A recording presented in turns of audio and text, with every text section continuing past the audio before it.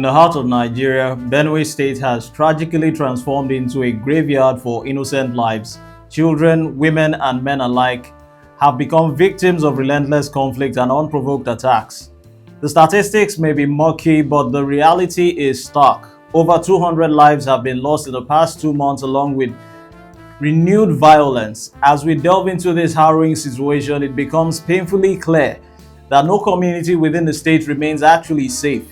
Even the internally displaced persons, the IDP camps, intended as sanctuaries for those fleeing the chaos, are not spared from the all-encompassing violence.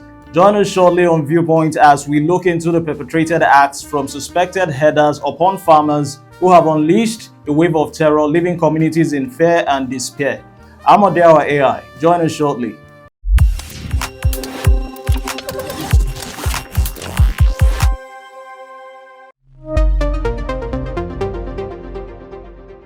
Welcome back to the show. Now, frankly speaking, the situation is there, and we extend our heartfelt condolences to the government and citizens of the food basket of the nation, Benue State, as they grapple with the escalating brutality directed at their innocent populace. These incessant attacks pose a great threat not only to the immediate victims, but also to the broader sense of security that is steadily deteriorating across the nation.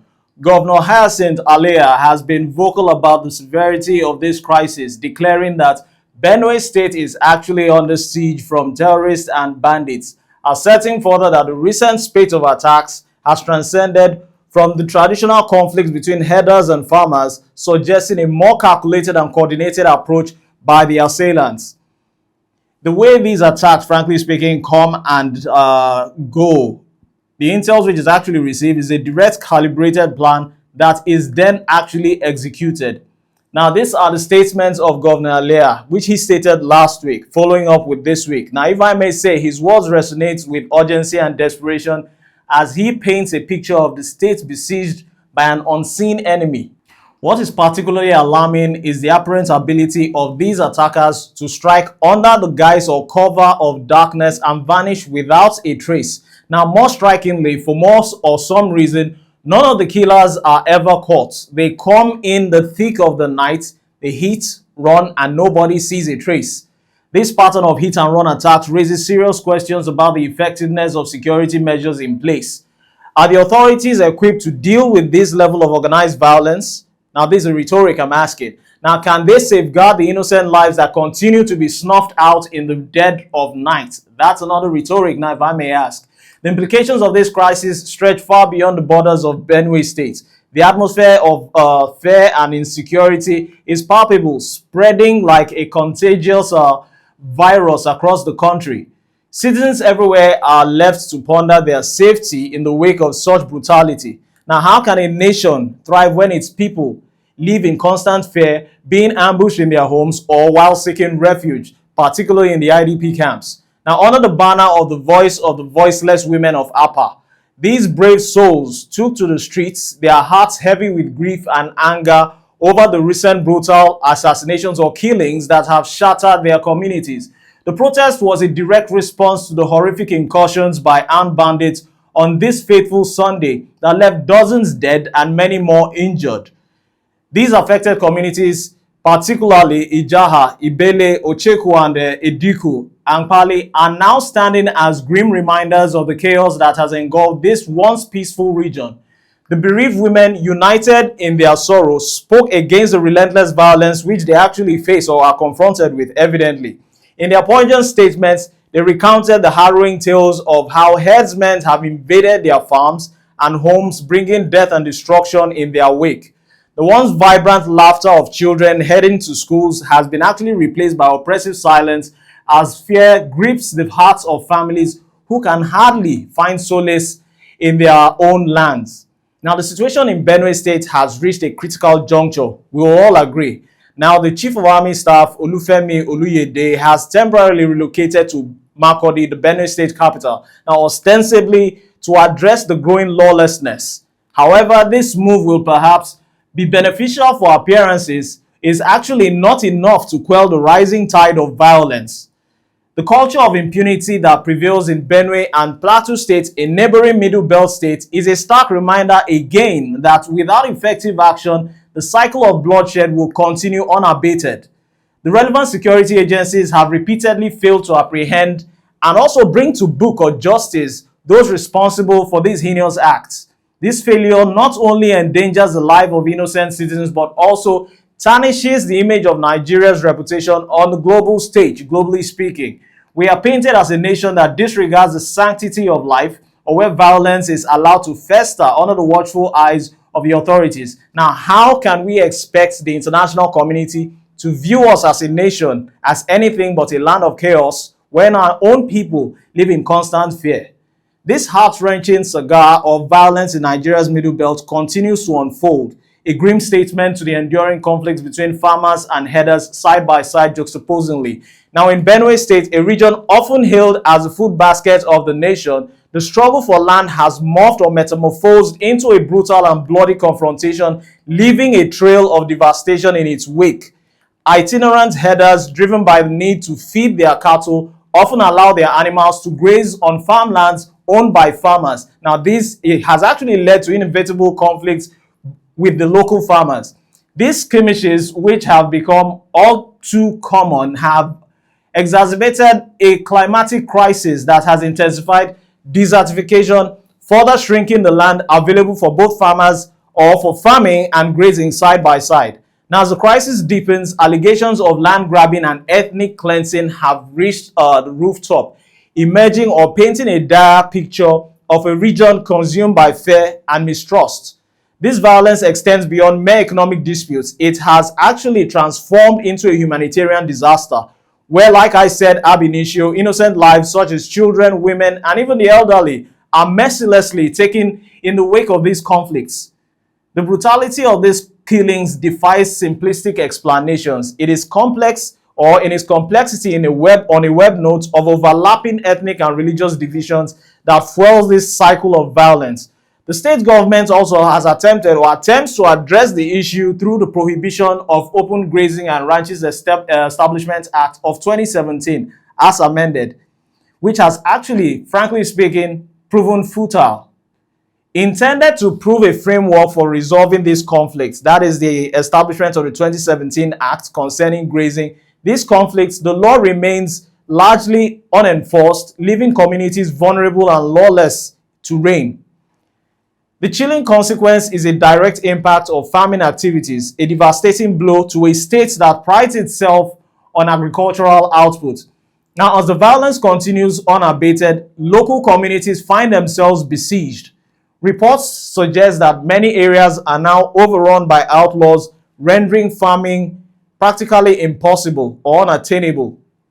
These implications are serious, such as food security looming large as farmers abandon their lands in fear of violence. Evidently, the violence there could either be killings or even abductions.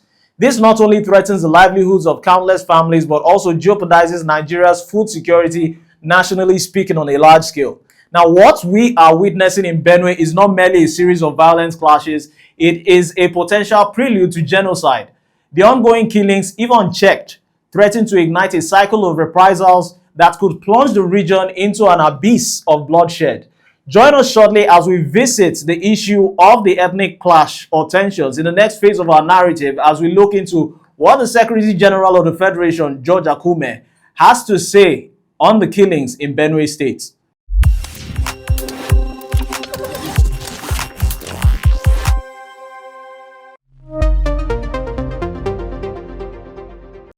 Good morning. Thank you very much for taking time out of what must be a very tight schedule to speak with us. You've been there among, I've mentioned so many other high-ranking.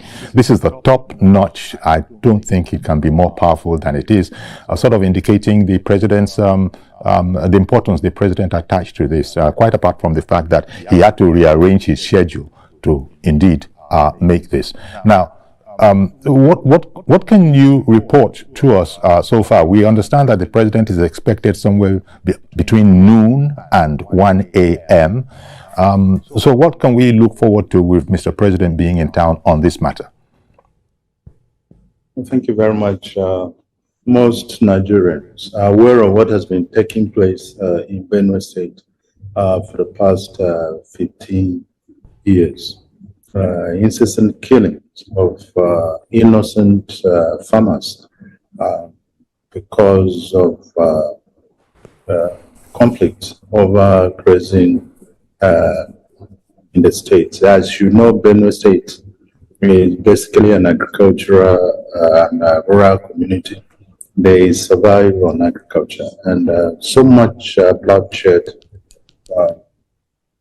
has been let out in the state, and it continues unabated almost on a daily basis. And the president,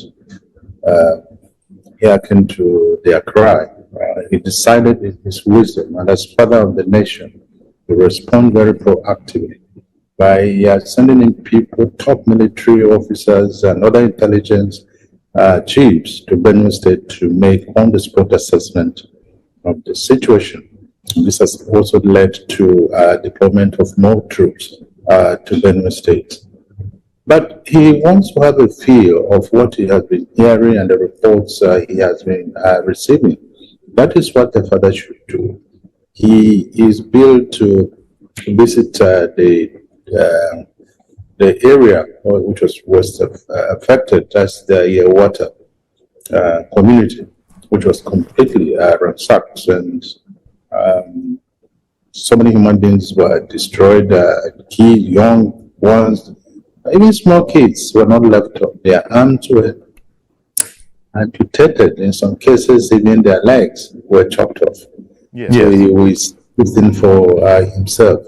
And there is a lot of expectation here that his visit will culminate in the termination of these atrocities. Nobody wants to see any part of his country being destroyed. He's very much concerned.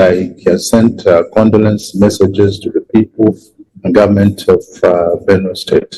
Now it's time for him to get the real feel of the situation in Benue State. Now, we could hear from that video from George Akume, the harrowing overnight raid on Yelewata, where scores of innocent lives were taken in the wake of this turmoil. Now, this is between the Tiv, the tall Tiv, and the Oche Idoma. Naturally speaking, we know them as the Tiv and the Idoma, who have joined forces, now extending their gratitude to the federal government for its intervention and pledging their unwavering commitment to the peace-building process. Their voices, echoing with resolve, symbolize hope in a time of despair. Now, the Secretary to the Government of the Federation, George Akume, accompanied by a delegation of esteemed Benue figures, has met with the traditional rulers to address the urgent need for reconciliation and stability. Now, the Tiv has been a vocal advocate against the violence within Benue State. Now, previously characterizing the Benue attacks as a calculated, well-planned, orchestrated, full-scale genocidal invasion and land-grabbing campaign by Haida terrorists and bandits alike, is a stark description highlighting the deep-seated fears and frustrations of the local population who have endured relentless assaults in their homes and livelihoods. The international community has not also turned a blind eye to the unfolding tragedy. Pope Leo XIV has called the recent massacre in Yelawata a terrible tragedy, urging swift intervention to halt the bloodshed. Such condemnation underscores the urgency of addressing the crisis. Now, it is being looked at from the global scene, which is deeply rooted in a complex web of land disputes between indigenous farming communities and nomadic pastoralists, the farmers. Now, as we look closer at the statistics, the numbers tell a chilling story. Government reports that claims a total of 59 are actually dead, but civil society groups contend that the true figure exceeds that amount, stating a figure of 200.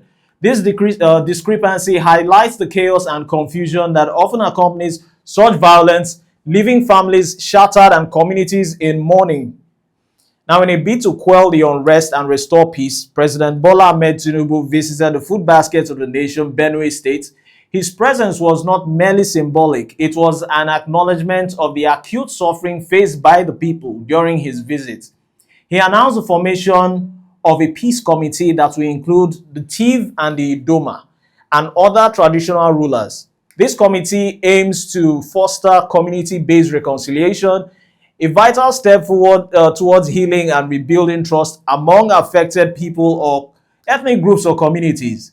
In a significant move towards restoring peace in these troubled states, the Secretary General of the Federation, George Akume, has also embarked on a vital consultation with prominent traditional rulers also. This initiative comes in direct response to the Chief Executive Tinubu's urgent directive to establish a peace committee aimed at addressing the rampant insecurity plaguing the region. Now, looking at a statement released by Terence Kunum on Saturday over the weekend, who happens to be filling in as a special advisor on public affairs to the Secretary General, it was made clear that these consultations are crucial for creating a consensus-driven committee that encompasses all relevant stakeholders. Senator Akume conveyed the gravity of the situation and the urgent need for an inclusive and effective framework that can actually restore peace and stability within the states. His message was actually clear. The president is deeply concerned about the ramifications of ongoing violence in Benue's reputation as Nigeria's agricultural powerhouse. This state is not just a crucial contributor to national food security, it is a heart of Nigeria's agricultural landscape.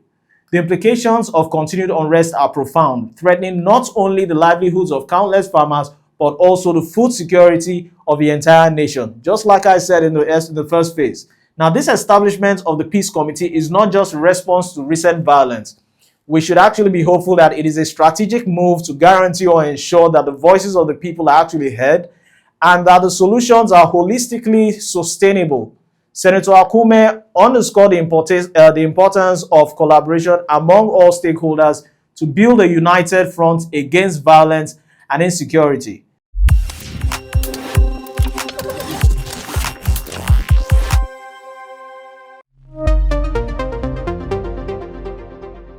Now, it is our hope that the people of Benue State will find solace and refuge in upcoming weeks to come as the matter unfolds. That will be all on Viewpoint, where we discover perspectives and embrace dialogue. I've been your host, Odiawa AI.